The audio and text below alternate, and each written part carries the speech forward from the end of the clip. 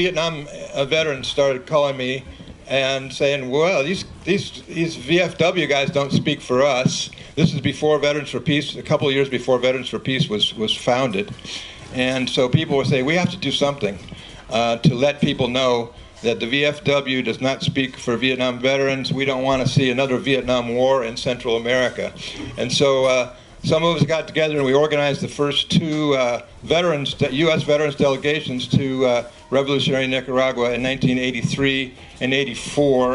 And then in 1987, many of us were involved with the Veterans Peace Convoy to Nicaragua, the first humanitarian aid caravan that was ever stopped from leaving the U.S. by Ronald Reagan and Elliott Abrams. And we fought and fought and fought and finally got across the border, drove all the way down with our 38 trucks to Central America. And subsequently, some of us were involved with Brian Wilson and the Veterans Peace Action Teams, working in the war zones during the Contra War, rebuilding schools and clinics that had been destroyed by the Contras, generally expressing our solidarity with the Nicaraguan people, getting to know them, and coming back and telling the truth about what was going on in Nicaragua. So, you know, we're very proud now to count Camilo Mejia as one of our members of Veterans for Peace.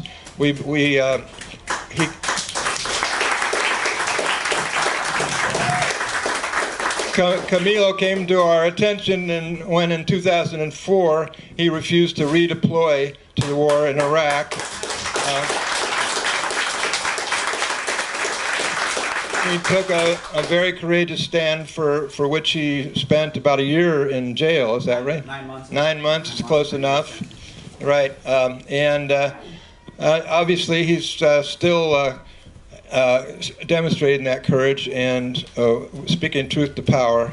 And we're, you know, really, really happy to have Camilo with us today. I know that I heard some people are trying to talk him into moving to the San Francisco Bay Area, and he's been getting such a great welcome here. So show Camilo some love. Thank you.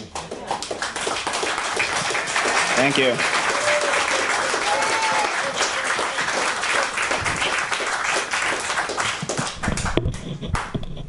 Good morning, everyone. Can people hear me?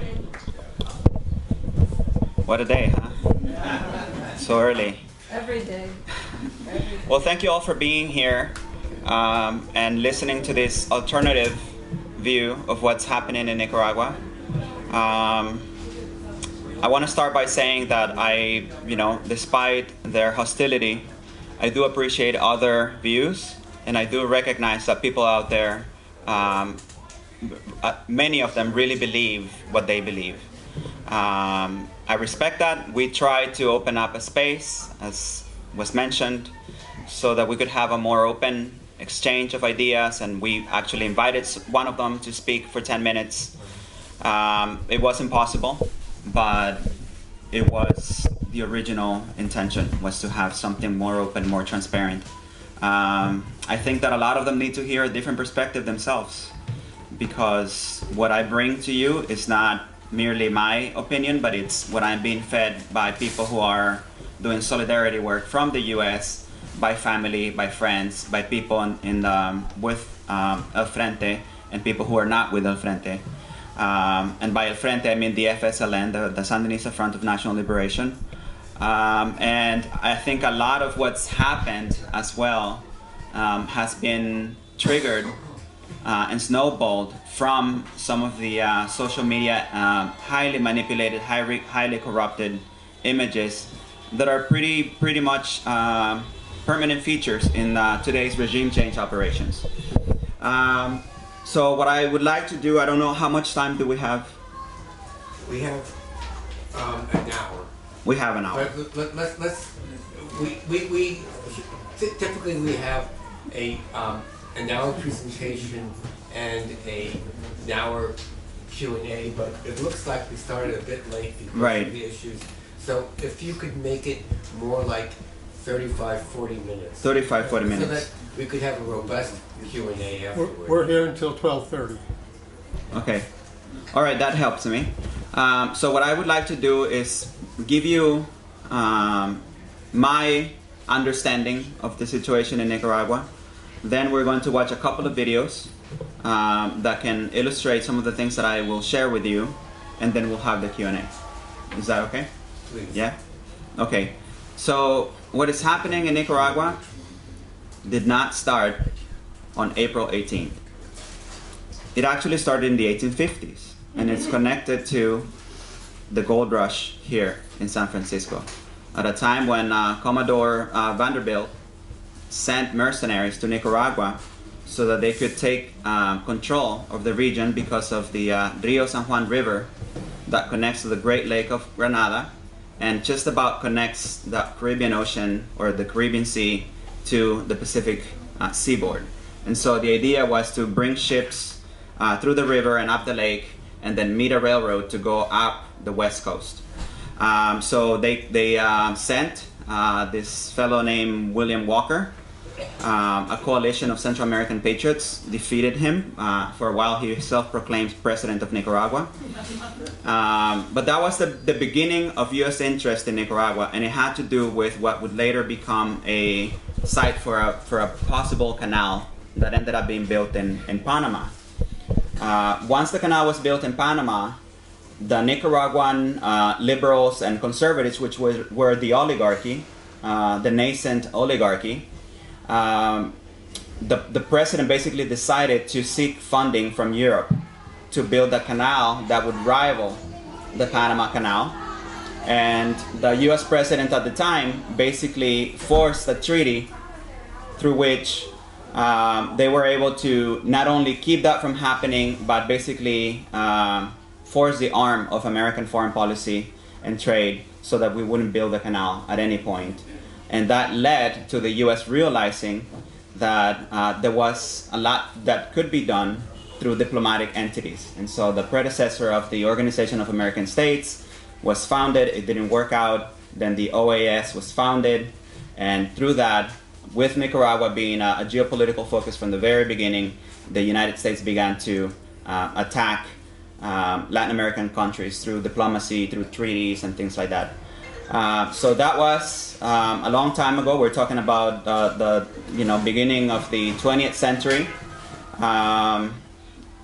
Right around that time, a couple of decades later, General Sandino, who was a liberal general in the beginning, basically realized that the two oligarchic sides were not really patriots, and that they were fighting for wealth, and that they were fighting for influence, and that one way or another they would ally eventually or capitulate to United States interests. So he did not sign the Espino Negro Treaty and decided instead to take to the mountains and fight the US.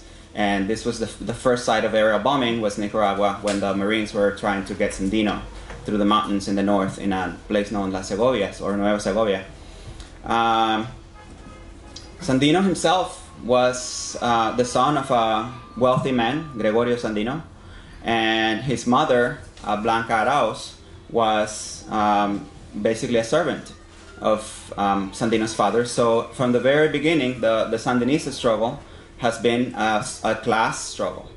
It has been basically led by someone who himself was the cross-section of wealth versus poverty. The other characteristic of Sandinismo is anti-imperialism. It's basically fighting anyone who wants to come into the country and basically take control of our laws, our land, our resources, and tell us what to do. So those were the two key elements of Sandinismo, in my opinion, was that it was a popular struggle and that it was an anti-imperialist struggle. Sandino, of course, was assassinated. He was betrayed, but his legacy lived on, and there were patriots that followed the Sandino period when the United States had basically allied itself with Somoza in what would later become a 40-year family military dynasty.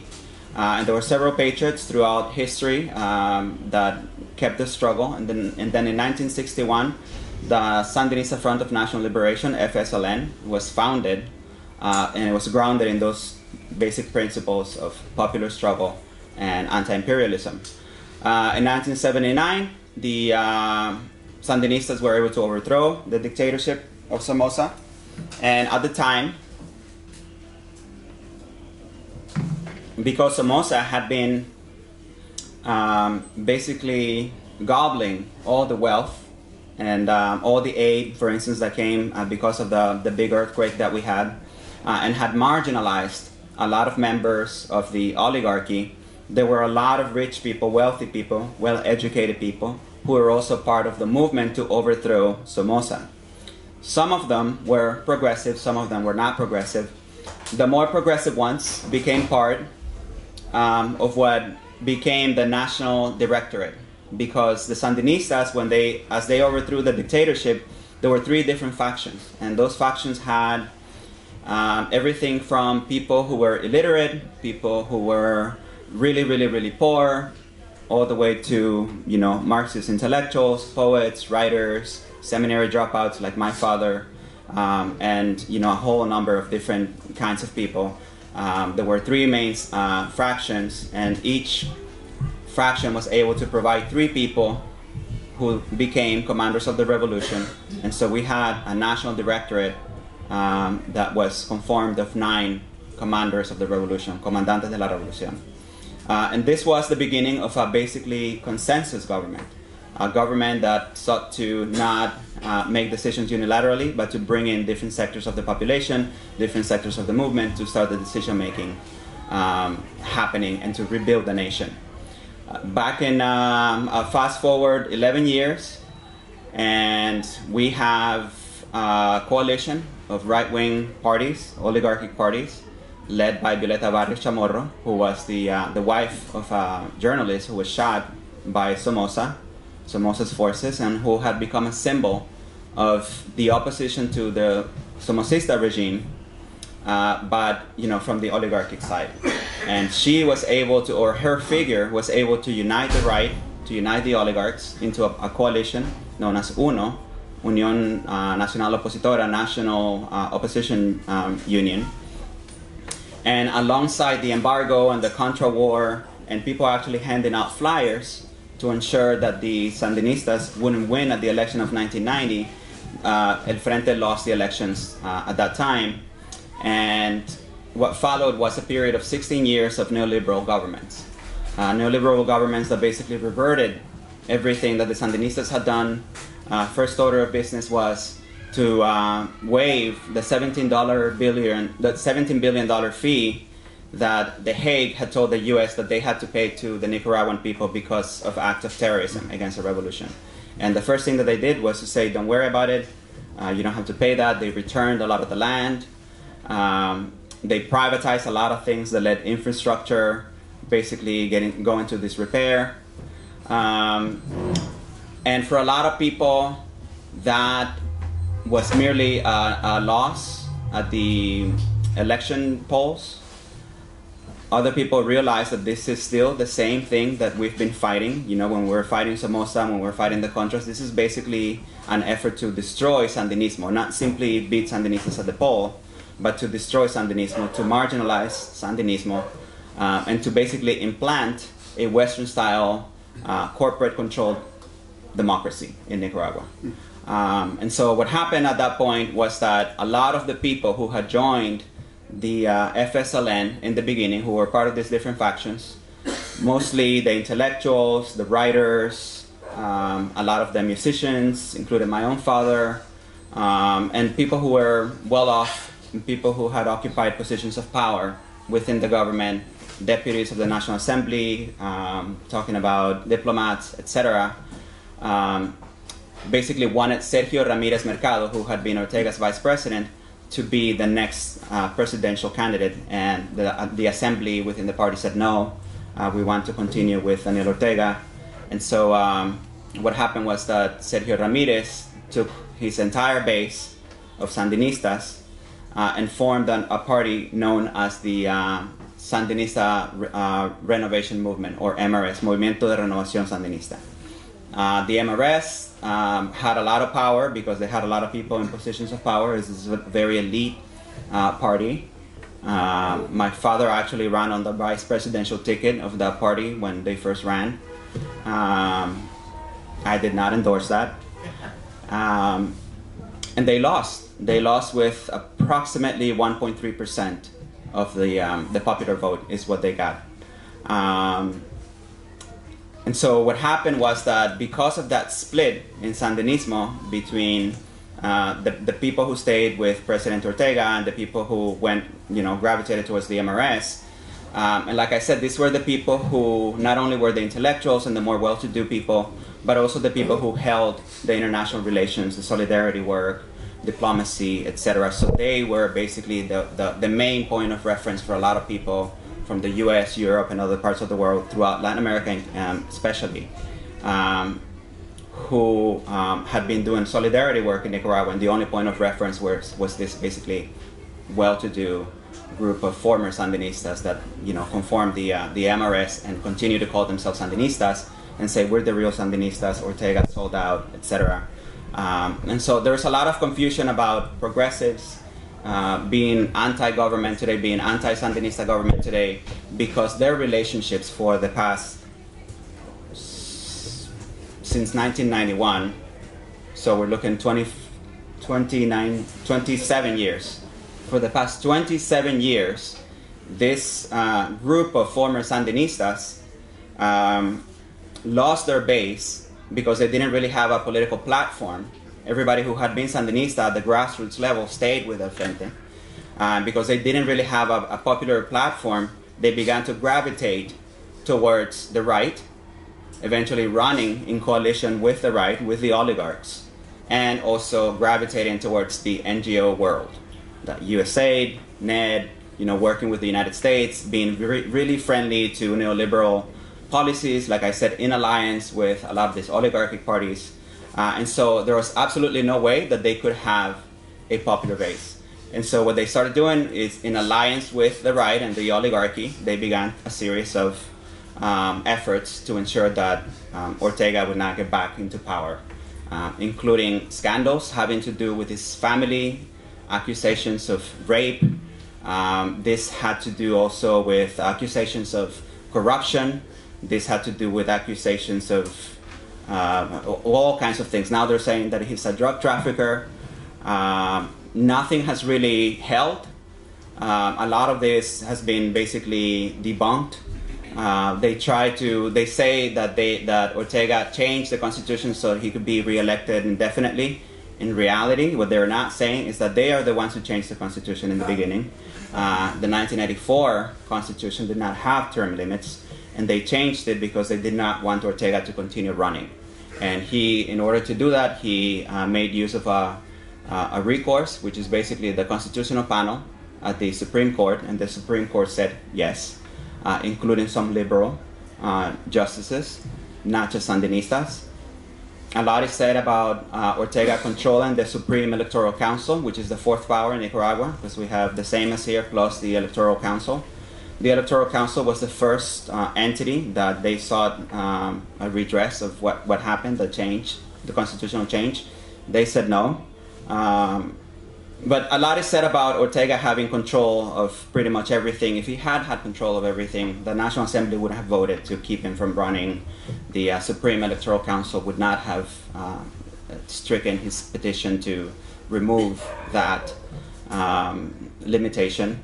And we find ourselves in 2017, and for the past 11 years, what we have seen is an incredibly progressive government with things that we are continuing to fight to have right here. We're continuing to fight universal health care. That includes medicine, that includes treatment for chronic disease. We're continuing to get our politicians and people with money to view housing as a human right. Our infrastructure is in disrepair. The Nicaraguan economy has been able to grow largely outside of neoliberal parameters. We have what is known a popular market economy, which is basically what provides 80 to 90% of employment in Nicaragua. And the way that works is that the government has programs that are very, very, very different from the neoliberal model, which is transnational companies go into a country that's been turned into a cheap market. They pay a few dollars, then maybe a couple of years, they pay a few dollars more to increase the minimum wage, and then they view that as economic progress and economic growth. The Nicaraguan economy is completely different from that, because what they do is they give people land, and they give people seeds, and they give people farm animals and technical support and infrastructural support and industrial support. And so the way that they arrange things is through self-employment programs, or micro lending to help people run the tourism economy. They have this program called Hambre Cero, which is a cooperative program. We have a lot of cooperative work, and the way that that works is that 50 families in rural Nicaragua come together. They have to be led by a woman, a peasant woman, in many cases an indigenous woman, and then 50 of them come together. They get land, they get money, they get everything that they need to run their program.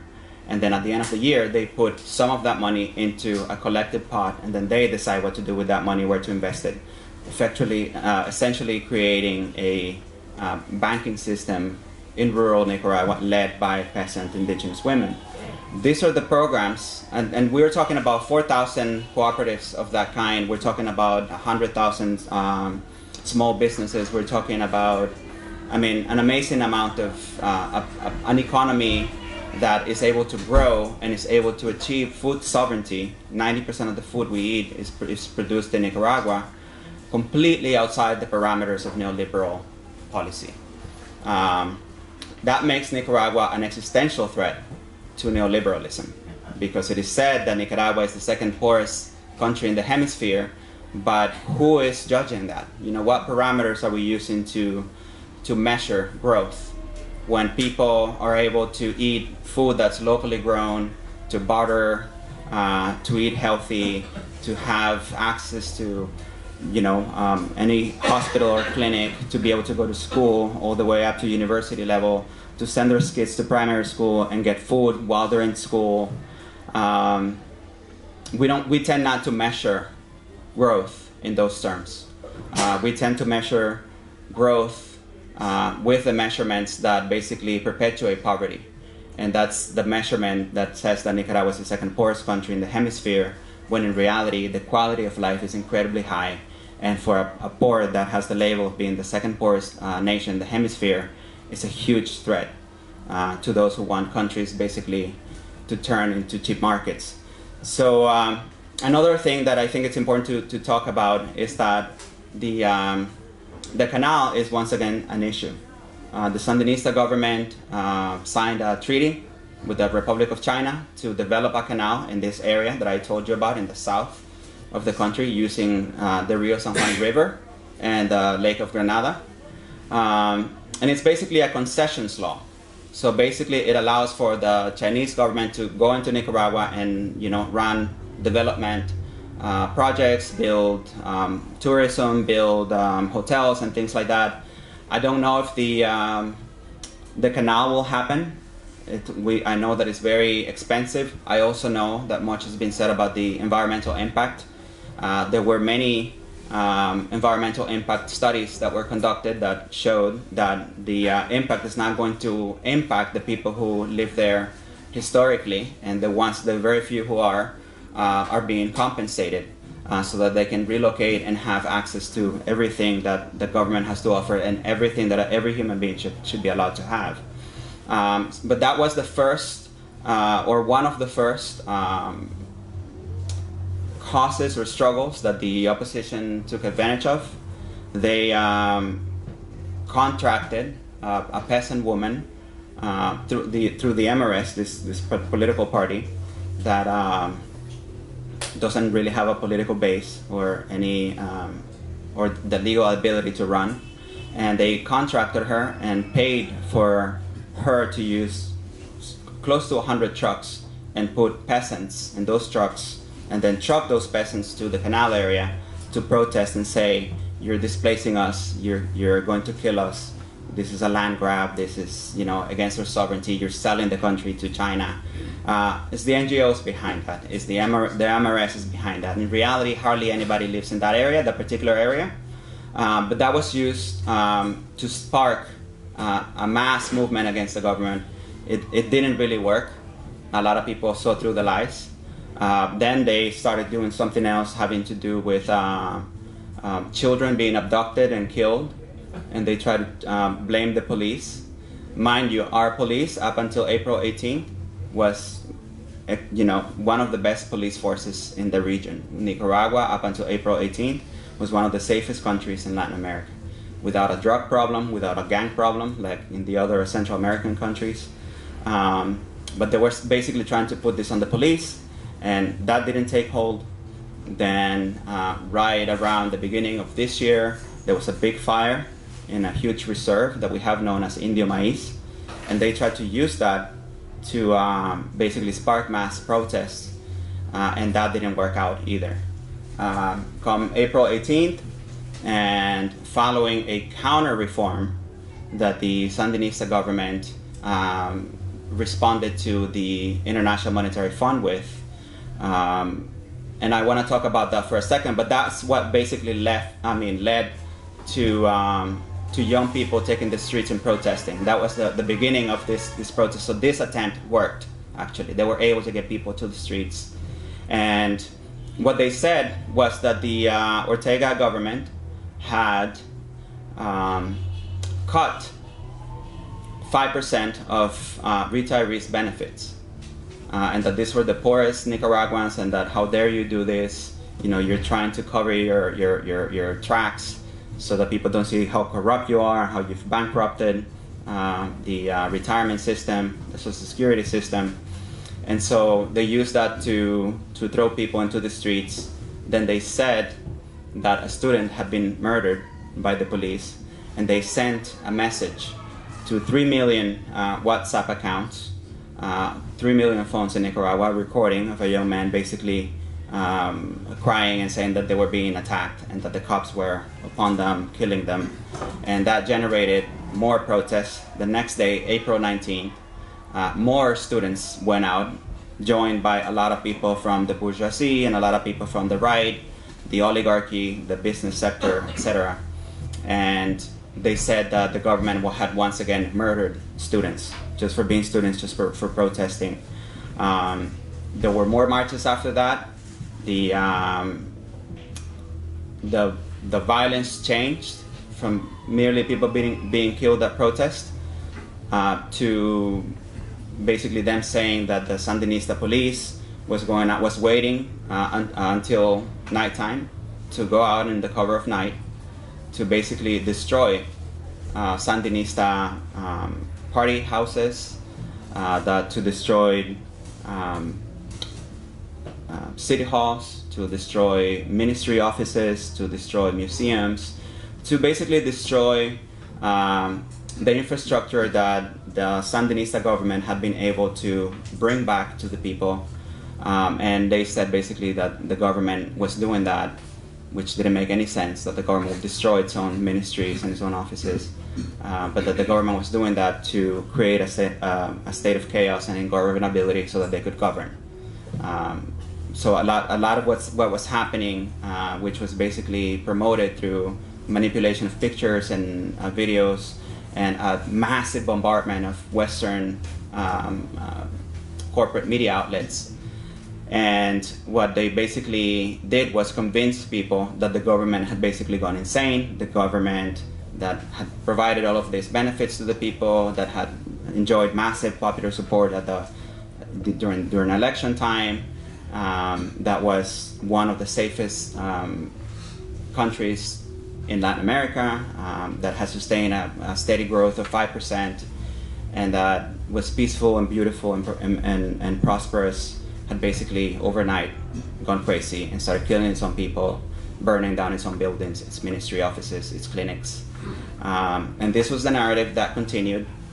The government, 4 days into the protest, reversed the counter reforms, which again I will talk about in a minute, and called for a national dialogue table. Agreed to have the church, the Catholic Church, which had been basically one of the #1 enemies and the only real pillar or known pillar for the opposition, because they were organized and because they're hierarchical. The rest of the movement was portrayed as self-summoned and autonomous. So because they portrayed themselves that way, they could not say that we have a leader or that there's a particular group that leads us. So the church was basically like that one pillar that upon which the whole opposition movement supported itself. And so the government agreed to have the Catholic Church mediate. The government agreed to reverse the reforms. The government agreed to invite the Inter-American Commission on Human Rights, which is an independent arm of the Organization of American States, going back to this entity that was created to control, not to mediate. The government basically agreed to a lot of things that the opposition demanded. One of the main things that I think the government agreed to was to send the police to its headquarters, because they were portraying themselves as a very peaceful movement, and they were saying that because they were being persecuted and assassinated by the government, that they had to erect barricades, which they call tranques. And so with these barricades, they basically were able to block access or exit to entire cities, entire neighborhoods, entire towns. And they basically claimed that they had to do that because they had to protect themselves, because they were peaceful and all they had was mortar weapons and nothing that would compare to a police force. In reality, these tranques, we're going to see some videos later, where how the opposition was able to sow terror in the hearts of the population. This is how they were able to control the economy, because like I mentioned before, this is a popular market economy, and these are people selling eggs on the side of the road, people with kiosks in the market selling fruit or vegetables and things like that. So we're looking at approximately 90% of the population in Nicaragua. It's employed through this type of market, through this type of activity. So it was very, very damaging to the economy, and particularly damaging for the very poor. What they also started doing was that people who were not Sandinistas, but wanted to go to school, wanted to go to work, wanted to go to a hospital, wanted to circulate freely in their neighborhood or in their city or town, would express condemnation of the violence and the brutality of these tranques or roadblocks, and then they would be targeted, and they would be killed, and there were rapes that took place. There were people who died at the barricades because they couldn't get to a hospital. There was a pregnant woman who died. There were several people who died at these tranques at times that where there was no confrontation, because of the aim of the people who were at the tranques. So who were at the tranques? They were saying that these are students who are at the tranques. In reality, the students that led the movement were not elected, because university students in Nicaragua are unionized.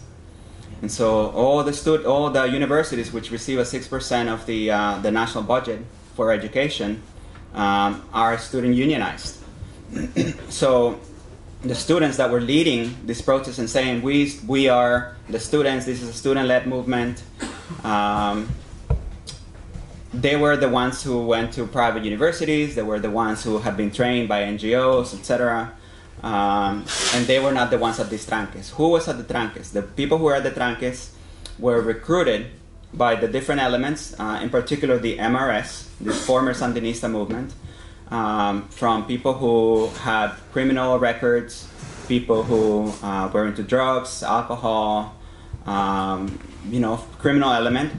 Another group that was brought in was the Mara gang members from other parts of Central America.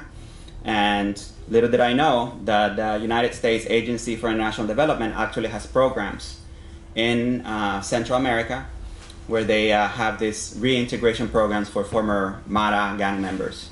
And they work in coalition with the DEA, and they work in coalition with Homeland Security and with some of these governments.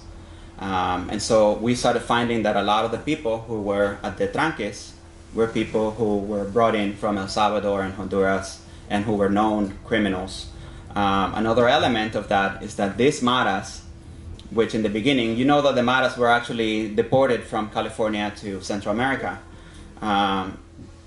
So in the beginning, when they were first deported, nobody knew what to do with the situation, and then eventually they became a mid-level organized crime element that started working in coalition with the drug cartels that operate in Central America, that have used the Maras to basically seize power in certain places in El Salvador, Honduras. It is said that the Honduran president, this is his second term, this is the third term, a narco term in Honduras, because the preceding president for his period, and then these 2 periods of presidency in Honduras are known as narc president terms.